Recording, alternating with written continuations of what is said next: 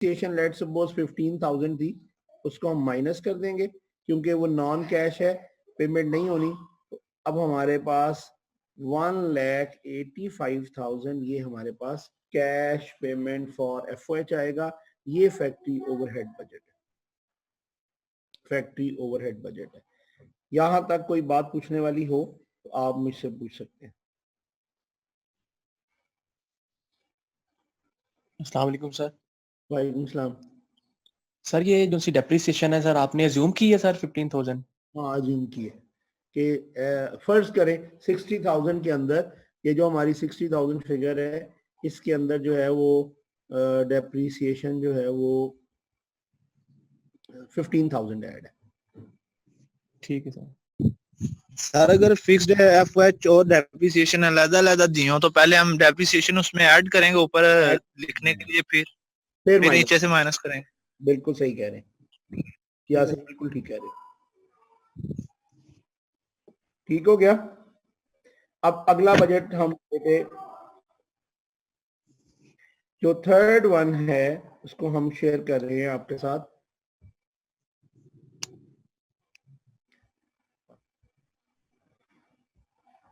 Selling and admin expense budget.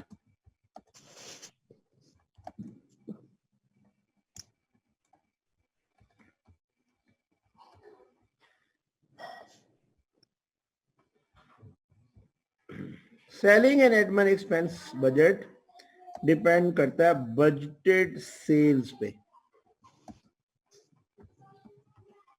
कि हमारी cell कितनी है। इसको भी मल्टीप्लाई करेंगे वैसे ही per unit variable selling and admin expenses. तो हमारे पास आ जाएंगे total variable selling and admin expenses. बेटे इसके अंदर हम प्लस करेंगे fixed selling and admin expenses, बिल्कुल सेम हमारे पास उसी तरह आ जाएगा total selling and admin expenses. Minus करेंगे depreciation and other non cash expenses. तो हमारे पास आ जाएगा cash payment for selling and admin expenses.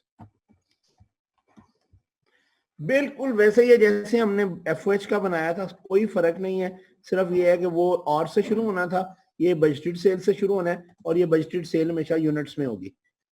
और फिर हम per unit variable selling and admin, तो total variable selling and admin आ जाएंगे, फिर fix selling and admin add करेंगे। इसके अंदर डेप्रिसिएशन भी है, जैसे एफओएच की में डेप्रिसिएशन होती है, ऐसे सेलिंग और एडमिन में भी डेप्रिसिएशन होती है। वही डेप्रिसिएशन जो हमने ऊपर ऐड की होगी, कैश पेमेंट्स निकालने के लिए हम उसको माइनस कर लेंगे। तो इसका मतलब है एफओएच का और इस बजट में कोई बहुत ज्यादा फर्क नहीं है, सिर्फ कुछ थोड़े से कंटेंट्स का फर्क है, बाकी बेसिक थीम वही है जो हमने एफओएच के बजट में किया। तो इसको भी बेटे नोट कर लें, बिल्कुल इसी तरह के क्वेश्चंस बुक में होंगे। नोट कर लिया?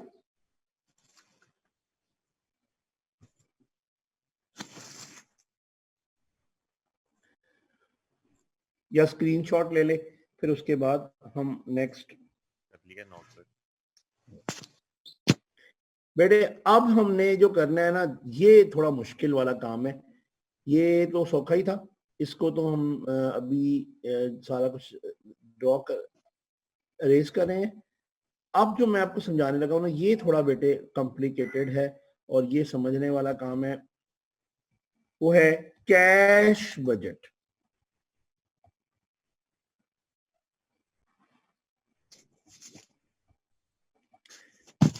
कैश बजट में expected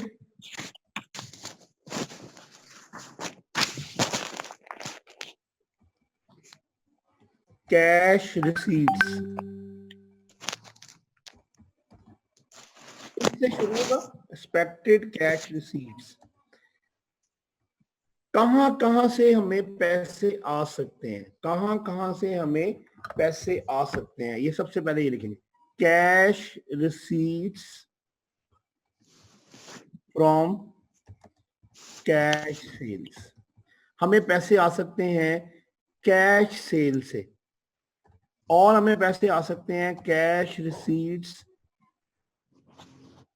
फ्रॉम कस्टमर।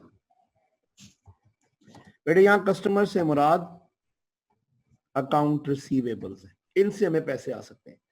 अब मैं बाकी क्लास के लिए ओपन करता हूं अपना अपना माइक ऑन करके, आप मुझे बता सकते हैं कि हमें और पैसे कहां से आ सकते हैं। एक बिजनेस को पैसे कहां से आ सकते हैं? सर बिजनेस ने कहीं इन्वेस्टमेंट भी की बोरो कर सकता है sir. From borrowing, bad debts recover हो सकते हैं सर, कहां से आ कैश सकते हैं? Receipts from issue of share से भी आ सकते हैं। Yes sir.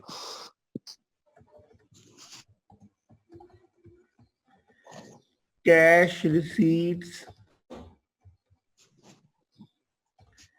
From sale of asset से आप भी आ सकते हैं। अपने एसेट्स sir. पेज कर cash receipts from other incomes, इस अदर इनकम्स वाले हेड में हम बेटे लिख सकते हैं डिविडेंड आ सकता है, इंटरेस्ट आ सकता है, सेल रिटर्न, रेंट आ सकता है। बेटे सेल रिटर्न से पैसे नहीं आते, रेंट आ सकता है, और कमीशंस मिल सकती हैं।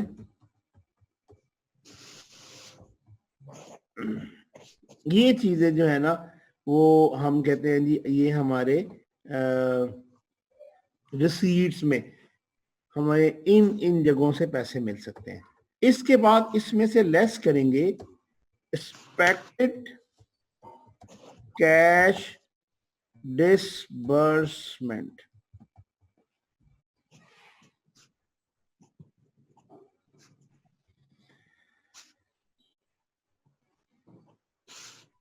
बेटे एक्सपेक्टेड कैश डिसबर्समेंट, जिस तरह रिसीट्स है ना बिल्कुल इन्हीं पैरामीटर्स पे cash payments for cash purchases, इस पर पैसे जा सकते हैं। कैश पेमेंट टू, जैसे वहां कस्टमर था यहां सप्लायर हो सकता है। सप्लायर से मुराद हम यहां क्या लेंगे, अकाउंट्स पेबल। बेटे ऊपर वो देखते जाएंगे, cash payment for purchase of asset हो सकता है, purchase of assets.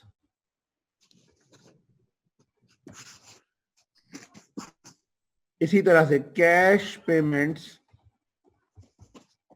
For redemption of loans हो सकता है, वापसी।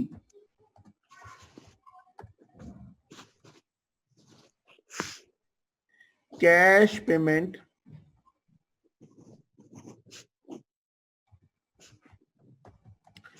फॉर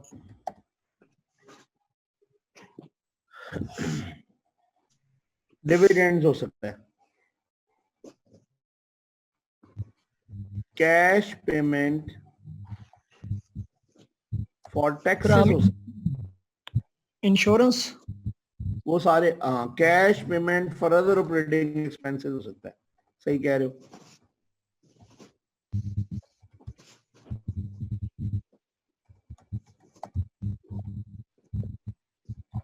तो जी इन्वेस्टमेंट भी आ सकती है इसमें। परचेज ऑफ एसेट आ गया ना, उसमें सारी इन्वेस्टमेंट्स आ जाएंगी किसी किस्म की भी, चाहे आप इन्वेस्टमेंट खरीदें, कोई फर्नीचर खरीदें, बिल्डिंग खरीदें, लैंड खरीदें, वो सारा कुछ उसमें कवर हो जाएगा। बेटे आपने ये देखा, मैंने एक बात आप लोगों को बतानी है, मैंने यहाँ लिखा हुआ है कि ये लेस होना है सब कुछ, यानी ये जो कुछ एक यहाँ बात रह गई, इसके बाद आना चाहिए टोटल एक्सपेक्टेड कैश रिसीट्स, उसमें से हम फाइनली आके फिर लिखेंगे टोटल एक्सपेक्टेड कैश पेमेंट। हम रिसीट्स में से सारी पेमेंट्स माइनस करेंगे। ये वाला हिसाब मुझे डिलीट कर यानी अरेज करना है। अगर आप लोगों ने यहां तक कोई बात पूछनी है तो पूछ लें, फिर इससे अगले वाला बात समझानी है जो एक्चुअली इंपॉर्टेंट है। क्लियर है?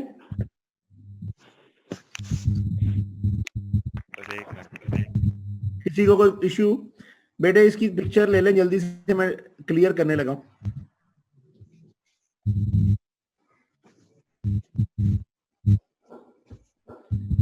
अब बेटे उसी से आगे चल रहे हैं। नेट कैश, नेट कैश पता कैसे आएगा? Expected receipts minus expected disbursement. Expected receipts में से एक्सपेक्टेड डिसबर्समेंट माइनस की है तो बेटे हमारे पास नेट कैश आया। इसके अंदर हम प्लस करेंगे, ये कोई क्वेश्चन है तो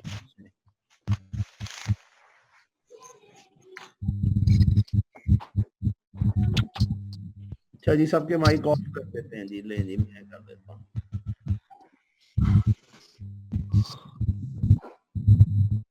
कर दिए बेटे। इसके बाद हम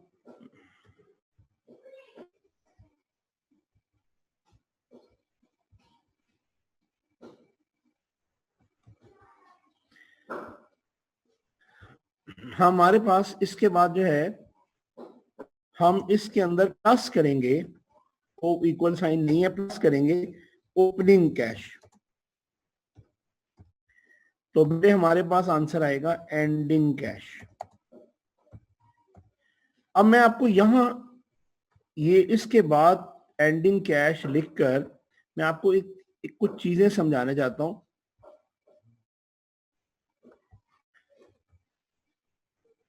ए केस,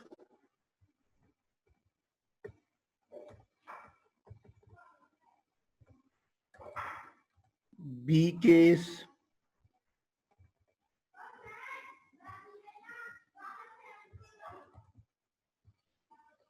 और सी केस।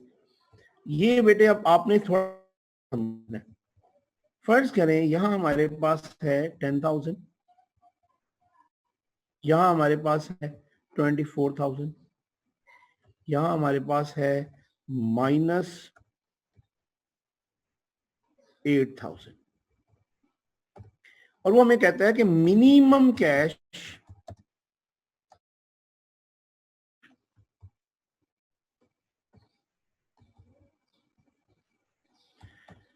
इस बिजनेस की मिनिमम कैश रिक्वायरमेंट है कि आपके पास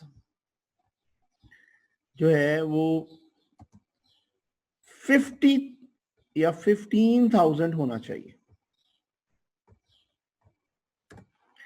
हमारी मिनिमम कैश रिक्वायरमेंट है कि हमारे पास 15,000 जरूर एग्जिस्ट करना चाहिए। अब अकॉर्डिंग टू द सिचुएशन अगर हम एक केस डिस्कस करें तो बेटे हमारे पास 10,000 एग्जिस्ट कर रहे, जबकि होना चाहिए 15,000। इसका मतलब है 5,000 की हमें बोरोइंग करनी पड़ेगी।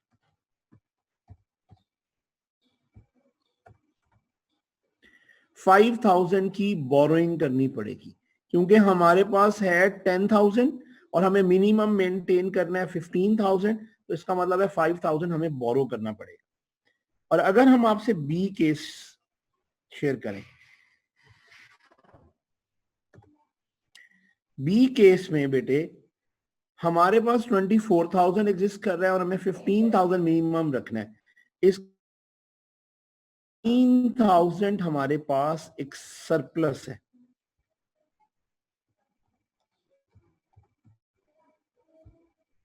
9,000 हमारे पास सरप्लस है, और इस सरप्लस को हम ये भी बोल सकते हैं इन्वेस्टमेंट अपॉर्चुनिटी, इन्वेस्टमेंट अपॉर्चुनिटी।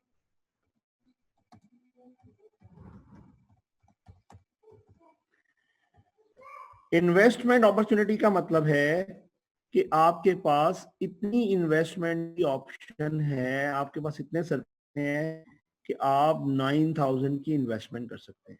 और बेटा अगर मैं आप लोगों से शेयर करूं सी केस में, तो मुझे कुछ लोग कोई भी हमारी क्लास में से आंसर करे माइक ऑन करके, इसमें क्या लिखूं?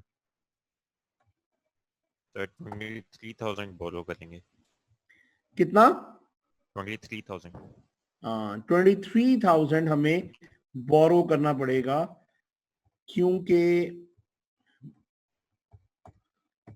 हमारे पास 15,000 मिनिमम रिक्वायरमेंट है और 8 हमारे में है, हमारे पास पहले हमने देने वाले हैं हमारे, तो 15 इसका मतलब अगर हमने बोरो करना है तो 23,000 हम 15 अगर मेंटेन करना है तो 23,000 की हमें बोरोइंग करनी पड़ेगी।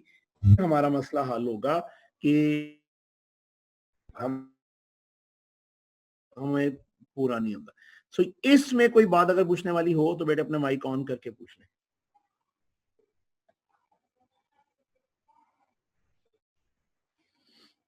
$8,000 और 15 को प्लस, देखो पहले -8 है, -8 इसका मतलब 8 देने वाला है, 8 पहले ये वाला देंगे, ये भी चाहिए 8 देने के लिए क्योंकि ये हमारा एक्स पहले माइनस में है, और 15 हमने मेंटेन भी करना है, तो इसका मतलब है मैं 23 हमें उधार लेंगे, 8 अदा करेंगे तो हमारे पास कितना बच जाएगा 15,000। इसका मतलब है ये अगर खाली 8 होता ना सर, माइनस ना लगाते तो फिर हम 7,000 बोरो करते, -8,000 का मतलब है 8 देने वाला रहता है, तो इसका मतलब है 8 भी चाहिए 15 भी चाहिए, तो टोटल कितना उधार लेना पड़ेगा 23,000। समझ आ गई? यस। किसी को कोई इशू हो बेटे हमारे पास 1 मिनट है, फिर इसी आईडी पे दोबारा ज्वाइन करेंगे, यहां तक कोई बात पूछने वाली हो तो पूछ लें। सर ये जो है वो पीछे देखें सारी रिसीट्स लिखवाई ऊपर अरसलान, फिर उसमें से सारी डिस्बर्समेंट्स माइनस करेंगे, रिसीट्स में से डिस्बर्समेंट माइनस करेंगे तो बाकी जो नेट कैश होगा, फिर उसमें जो भी होगा। मैंने एंडिंग ये सारे अज्यूम किए हैं वैसे ही। Okay sir. बेटे दोबारा अगली मीटिंग के लिए ज्वाइन कर।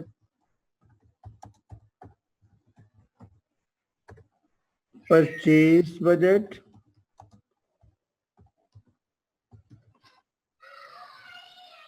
Labour budget, FOH budget, selling and admin expense budget,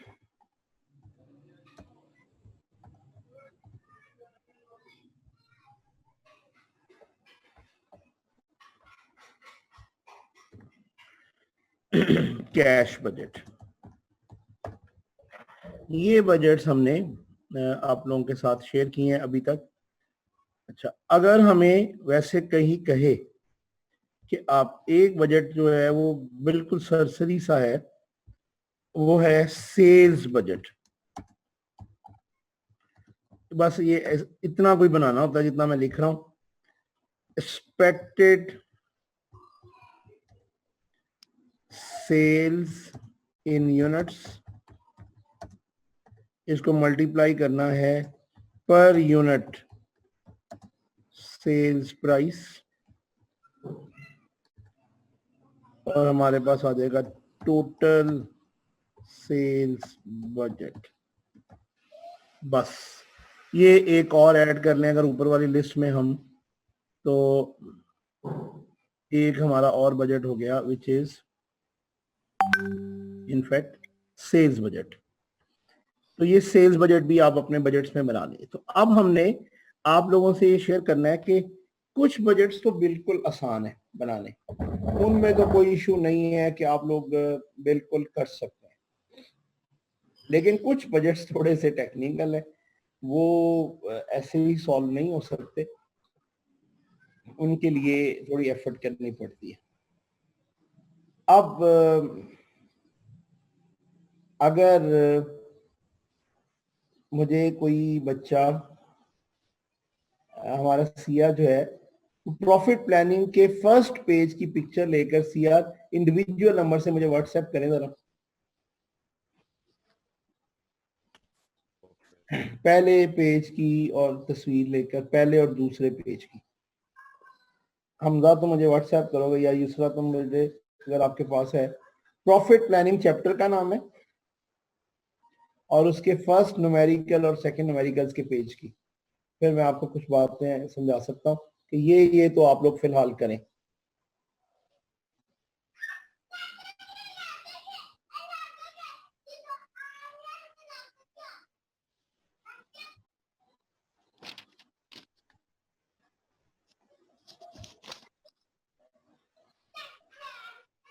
मैं वेट कर रहा हूँ कि मुझे वो आ जाए पिक्चर्स, तो फिर मैं कुछ जो है ना,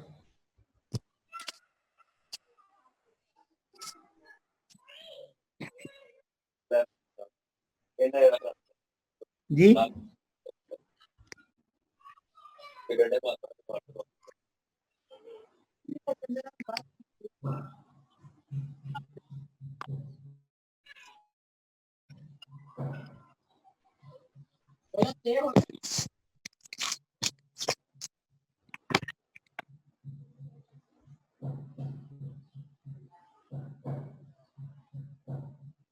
इस पर ये सारी डिटेल्स हैं।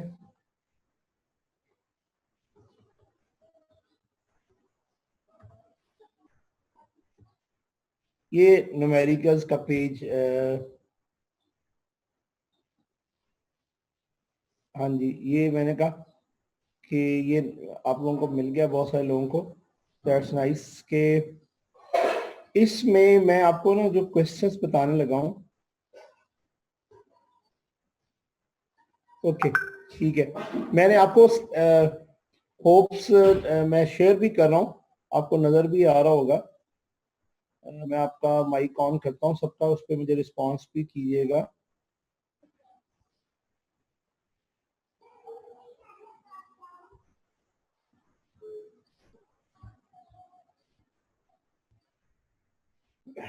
कोई बोल के बताएगा आपको शेयर हो रहा है वो पेज? मैंने आपका माइक ऑन कर दिया। यस सर हो रहा है। यस सर हो रहा है। यही पेज है हमारी में। यस सर आ रहा नजर। अच्छा थैंक यू। अब आप लोग सर मैंने आपको फिक्स व्हाट्सएप भी कर दी है। बेटे जरा देखिएगा,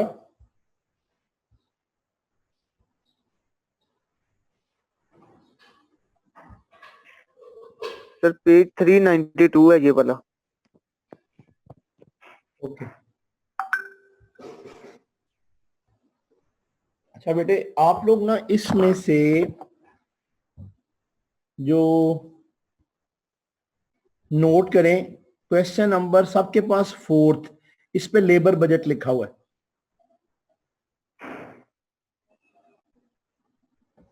क्वेश्चन 4 पे कैसे है? Yes sir. यस आप सर। इसका ना फर्स्ट पार्ट तो कर सकते हैं, सेकंड नहीं, आपने फर्स्ट करना है। आप 8-5 सारे लोग कर लेंगे, वो आपने करना है। 8-6 करना है,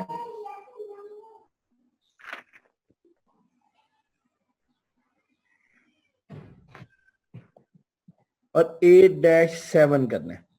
मैं आपके सामने ना 8-7 खोल भी रहा हूं, अगर आप देखें आपके पास 8-7 पे कैश बजट लिखा हुआ है। Yes sir. Yes sir. Yes sir लिखा हुआ है। अच्छा, आप लोगों को मैं कोशिश करता हूं, अगर ये हाईलाइट हो जाए, इससे बड़ा ये होना नहीं है मेरे ख्याल, ये 150% है शायद, मैं कोशिश करता हूँ, चले हो ही गया। अब आपको स्क्रीन व्यू हो रही है? Yes sir. Yes sir. पढ़ा भी जा रहा है? यस सर क्लियर है। यस सर फुल क्लियर है। अच्छा जी बेटे जरा देखिए, आपके पास एक रिसीट्स आ रही हैं, ये सर इसको हाईलाइट,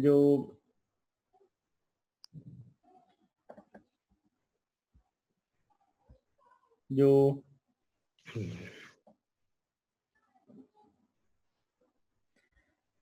लिखा हुआ है Garden Depots is a retailer that is preparing its budget for the upcoming fiscal year.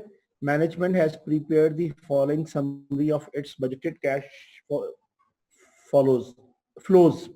बेटे हमें रिसीट्स और डिस्पर्समेंट्स उसने दी हुई हैं. सब लोग ध्यान से सुनेंगे. इस रिसीट में से डिस्पर्समेंट माइनस करेंगे. आप देखिए पहले में रिसीट्स कम है, डिस्पर्समेंट्स ज्यादा है, तो माइनस में आंसर आएगा नेट कैश का. Yes, sir. दूसरे में प्लस में आएगा 1 लाख, तीसरे में माइनस में आएगा 10,000, चौथे में माइनस में आएगा 10,000. आपकी फिगर हो सकता है बुक की डिफरेंट हो, लेकिन क्वेश्चन ऐसा ही है. No, sir. Same है सारी. अच्छा, सेम है. अब बेटे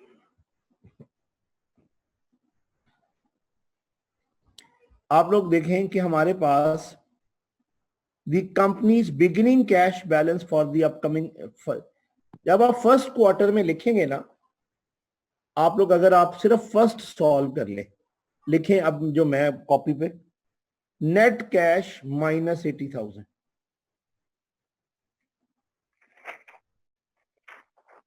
बल्कि सारे क्वार्टर्स के कर लें. लिखिए first quarter, second quarter, third quarter, fourth quarter.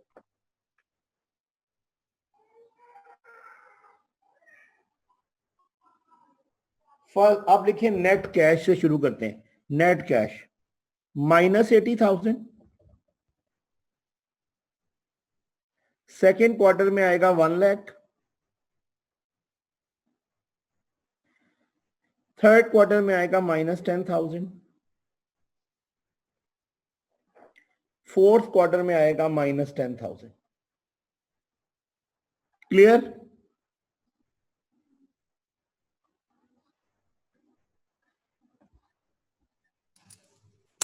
Yes, sir. Yes sir. चले अब बेटे लिखें बिगिनिंग कैश. साइड पे लिखें बिगिनिंग कैश.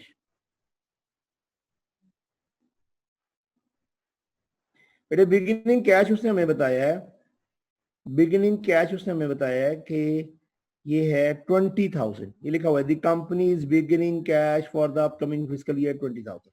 तो फर्स्ट क्वार्टर में आएगा 20,000.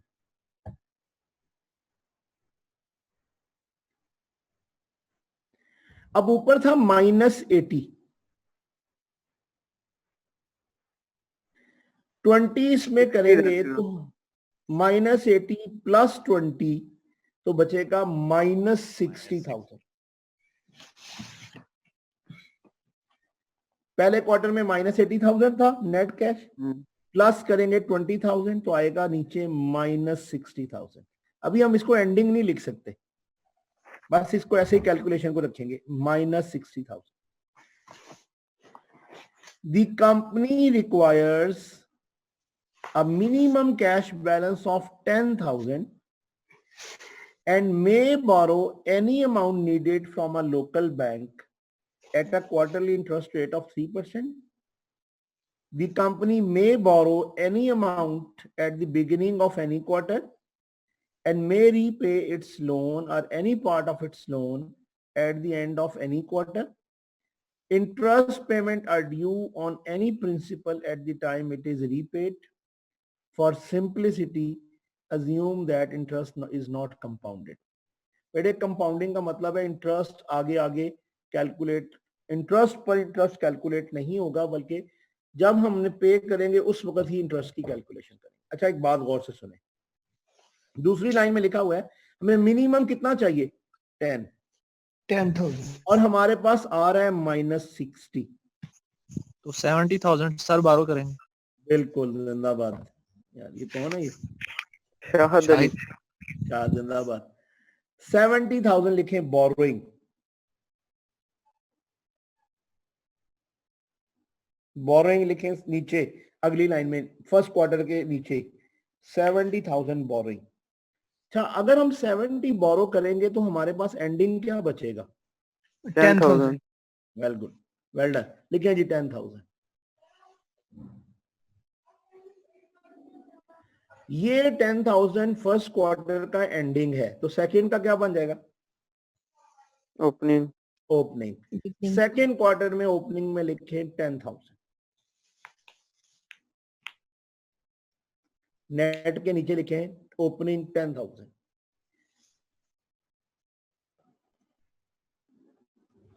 अच्छा बेटे आप लोग सुने गौर से, अब सेकेंड क्वार्टर में हमारे पास हो गया हमारे पास सेकेंड क्वार्टर में, मैं आप लोगों के लिए थोड़ा समझाने के लिए अब कुछ चीजें जो है ना वो इधर व्हाइट बोर्ड पे दोबारा आ गया हूँ, क्योंकि कुछ बातें ना अब यहाँ समझने वाली हैं। अगर मैं अब आ जाऊं सेकेंड क्वार्टर में, तो बेटे हमारे पास पहले था 1 लाख नेट कैश, उसमें आप लोगों ने प्लस किया है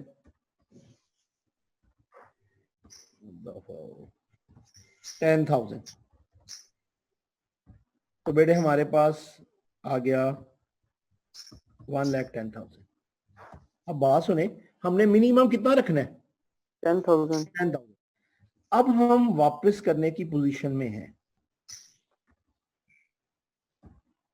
रीपेमेंट, और इसकी कैलकुलेशन जरा समझ नहीं है आप लोगों ने। 70,000 हमने बोरो किया था, प्लस इस पर 3% इंटरेस्ट भी सर पे 3% इंटरेस्ट, जिंदाबाद, 3% इंटरेस्ट भी देना है। इसका मतलब है 70,000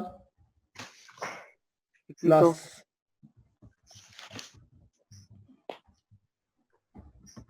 इतना वापस करेंगे। सो इसका मतलब है इस जगह पे आएगा 72,100, और ये कैलकुलेशन मैंने आपके सामने शो की है। ठीक हो गया? 27,900. इसके साथ ना माइनस भी आएगा, ये हम वापस कर रहे हैं क्योंकि हमारे पास एक्स्ट्रा था, हम वापस कर सकते हैं। हमारे पास एंडिंग क्या आएगा? 37,900. 37,900।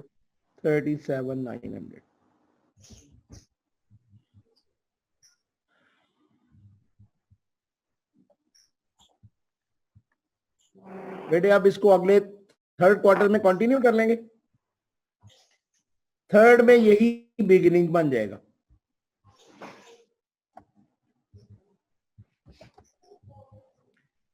थर्ड क्वार्टर में वैसे आपको पता है 10,000 हमारे पास सरप्लस था,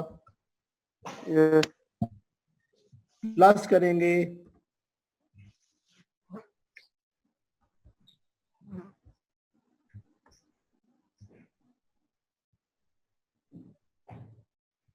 37,900, तो हमारे पास आ जाएगा 10,000 है जी, माइनस 10,000 है जी। Yes, sir. इसलिए अब मेरे से माइनस दोबारा शायद माइनस 10,000 प्लस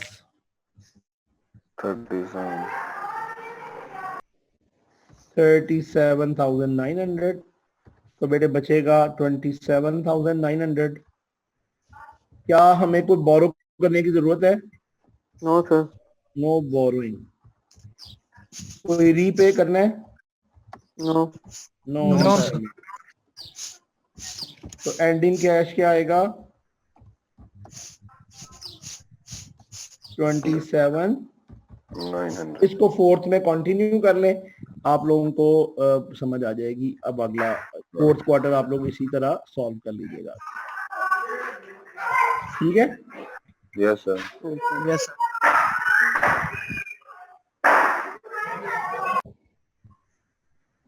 अपना माइक ऑफ कर दे। नहीं बेटा, एक ये भी कुछ हमारा मसला हल हो गया। अब मैंने आपको जो क्वेश्चंस दिए हैं ना हमारे बच्चों को सॉल्व करने के लिए,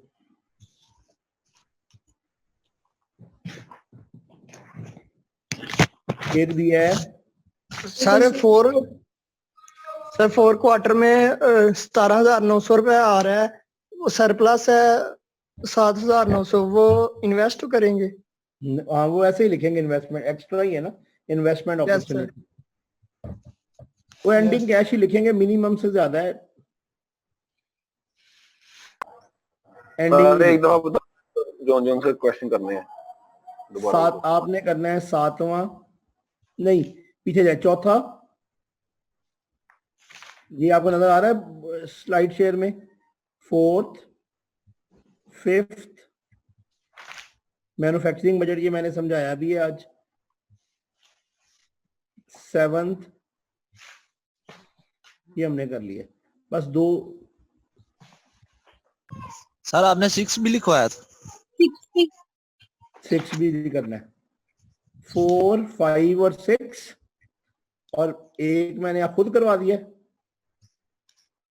तो आज 3 क्वेश्चन आपके लिए हैं। 4 4 का भी सिर्फ फर्स्ट पार्ट करना, सेकंड नहीं। हाँ जी, वो जरा मुश्किल है, वो मैं जब आप फर्स्ट करके आएंगे फिर समझाऊंगा अगली क्लास में,